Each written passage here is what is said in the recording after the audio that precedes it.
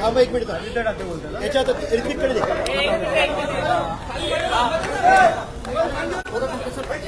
तुला माहिती मग सगळे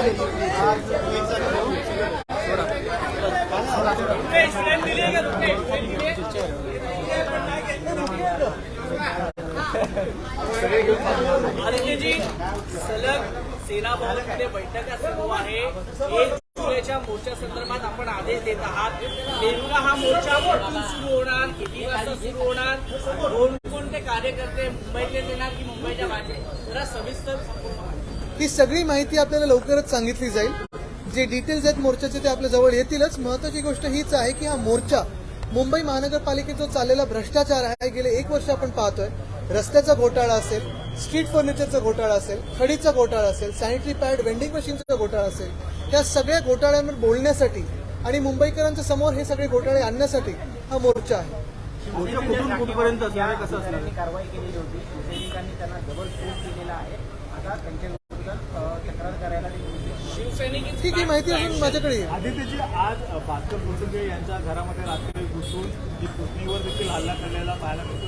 कसं बघतं या सगळ्या प्रकारात? आपण पाहिलं असेल ह्या राज्यातलं कायदा सुव्यवस्थेची जी परिस्थिती झाली आहे. कालच आपण पाहिलं असेल भास्करजींवर जो अटॅक झालेला आहे, त्यांच्या पुतणीला मारलं गेलं, स्टॅबिंग झालं मला वाटतं. हे सगळंच चिंतादायक आणि एक भीतीदायक वातावरण महाराष्ट्रात बनत चाललेलं. जसं मी सांगितलं की हुकुमशाही महाराष्ट्रात चाललेली आहे आणि कोणी या विरुद्ध बोलायला गेलं तर त्यांच्यावरच केसेस होतात. मुंबईचे पालकमंत्री केसरकर असं म्हणतात की कित्येक वर्ष महापालिका तुमच्या ताब्यात होती, मग मोर्चा काढायची वेळ का आली असं केसरकर. कारण मोर्चा काढण्याची वेळ एवढ्यासाठी झाली कारण जो 1 वर्षात ह्या गद्दारांनी इथे घोळ घातलेला आहे, घोटाळे केलेत, त्याच्या विरुद्ध हा मोर्चा आहे. मोर्चा काढताय, परंतु यावरती संजय शिरसाट असं म्हणतात आदित्य ठाकरे यांना लॉन्च करण्यासाठी या मोर्चाचं आयोजन केलंय, कारण की या मोर्चाचे नेतृत्व स्वतः आदित्य ठाकरे. नाही, काही काही लोकांना उत्तर द्यायची नसतात कारण त्यांची किंमत वाढवायची नसते. तसं होतं, त्यांना सोडलं.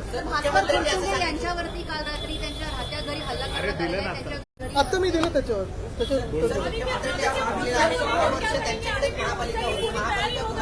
एक मिनिट. नक्कीच होऊन जाऊ दे एकदम. कारण असंच कल्याण डोंबिवलीमध्ये असेल, ठाण्यामध्ये असेल, नवी मुंबईमध्ये असेल, जे घोटाळे झालेत त्याच्यावर पण आम्ही आता बोलायला सुरू करणार आहे. ते तुमच्या समोर येतील. सुरेश चव्हाण यांची चौकशी त्यावरती असं देखील म्हटलंय सुरेश चव्हाण यांचा मनसुख हिरेन किंवा सुशांत सिंग राजपूत होईल, त्याच्याकडे पदाधिकाऱ्यांनी लक्ष द्यावं. मला वाटतं जास्ती लक्ष नका देऊ. शिवसैनिकांचा संयम आहे तो सुटत चाललेला आहे. त्या दिवशी शाखा तोडली आणि ही शाखा बाळासाहेब ठाकरे आणि छत्रपती शिवाजी महाराजांचा फोटो असताना त्यावर बुलडोजर चालवला गेला होता. त्याच रागातून आज बीएमसी अधिकाऱ्यांना जाब विचारण्यात आला आणि काही शिवसैनिकांनी त्यांना मला वाटतं आपण पाहिलं असेल की या महाराष्ट्रामध्ये जेव्हा छत्रपती शिवाजी महाराजांच्या फोटोवर किंवा हिंदू सम्राट बाळासाहेब ठाकरेंच्या फोटोवर कोणी हतोडा चालवला तर त्यांचे जे अनेक चाहते आहेत तिथून रिॲक्शन कदाचित येऊ शकेल.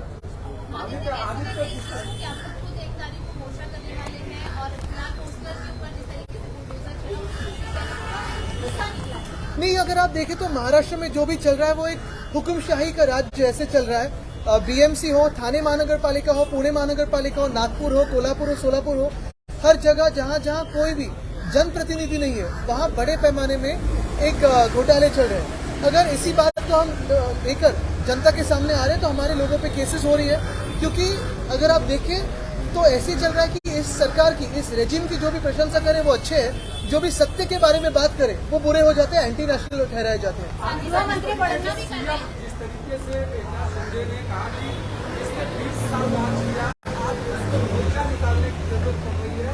भ्रष्टाचार के खिलाफ अगर इंक्वायरी है तो क्योंकि 20 साल जब वो हमारे पार्टी में थे, हमारे कंट्रोल में थे, अभी अब जो छूट गए हैं तो पैसे कमाने में लग गए, खोखे के पीछे भाग रहे, तो कहीं ना कहीं जवाब तो आएगा. मोर्चा इसीलिए है. लड़ाई शिवसेना लड़ते हुए नजर आ रही है क्योंकि आज पानी के लिए जो है वो आक्रामक तरीके से मोर्चा निकाला था. 1 तारीख को आपका मोर्चा निकाला. बिल्कुल, क्योंकि हम जनप्रतिनिधि हैं, जनता की आवाज उठाते रहते हैं. अगर आप देखें तो महाविकास आघाड़ी की सरकार हो या पहले पिछले 25 सालों में मुंबई महानगरपालिका में सरकार हो, जनता के काम वहां होते थे, जनता की आवाज सुनी जाती थी. अगर आप देखें तो कल म्यूनिसिपल कमिश्नर गायब थे, परसों म्यूनिसिपल कमिश्नर गायब थे. हमारे वक्त पे अगर आप देखें तो हर कोई म्यूनिसिपल कमिश्नर हो, एएमसी हो, डीएमसी हो, जब भारी बरसात होती थी मुंबई में तो वो रास्तों पे दिखाई देते थे, आपके साथ भी घूमते थे, बातचीत करते थे, रिपोर्टिंग करते थे. वैसे ही मेयर हो या फिर हमारे वक्त पे अगर आप देखें तो सीएम साहब खुद उद्धव साहब ने रास्तों पे आके जायजा लिया था जब बारिश हो रही थी। कल का जो चल रहा था वो एक टूरिज्म जैसे चल रहा था कि कहाँ कहाँ बारिश हुई, कोस्टल रोड जाके देखते हैं, यहाँ जाके फोटो अप करते हैं। मुझे लगता है ये जनता के खिलाफ काम करने वाली जो खोखे सरकार है उसके खिलाफ ही हम ये मोर्चा निकाल रहे हैं। आदित्य जी, नथुराम गोडसेंचे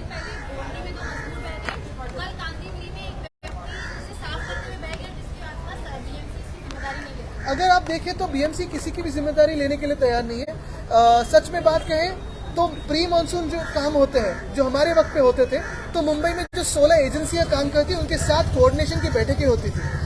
MMRCL हो, MMRD हो, म्हाडा हो, SRA हो, फिर उसमें डिलैपिडेटेड बिल्डिंग्स कहाँ हैं, कुछ इंफ्रास्ट्रक्चर का काम कहाँ चल रहा है, मैनुअल्स कहाँ हैं, और जो जिम्मेदारी लेते थे उसको पूरी निभाते थे।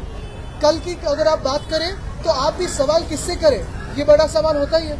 आदित्य जी, नथुराम गोडसेंचे पोस्टर घेऊन आहे तो जल्लोष साजरा करताना पाहायला मिळाले। एसटीची निवडणूक झाली आणि सदावर्त यांचं पॅनल विजयी झाला, मात्र नथुराम गोडसेंचे पोस्टर घेऊन सगळे विजयी झाले। नाही, मला वाटतं एक महत्वाची गोष्ट आहे की ह्या सगळ्या गोष्टी महत्वाचे जे विषय देशात चाललेले आहेत ते तिथून लक्ष दुसरीकडे नेण्यासाठी चाललेलं आहे आणि हे भाजप प्रणित असं सगळं। गृहमंत्र्यांनी इशारा दिलाय की जे कोणी कायदा हातात घेतील त्यांची जय केली जाणार. नक्कीच त्यांनी पहिलं माहीममध्ये यावं आणि इकडच्या गद्दार आमदारावर कारवाई करावी ज्यांनी पोलीस स्टेशनमध्ये जाऊन गोळीबार केला। तर तिथे पहिलं त्यांनी त्यांच्या कायद्याची धमक दाखवावी, मग इतरांना सांगावं। परवानगी घेण्यात आलेली आहे का आणि सरकारकडून आता ते सगळं आपल्याला कळेलच ना। ठीक आहे।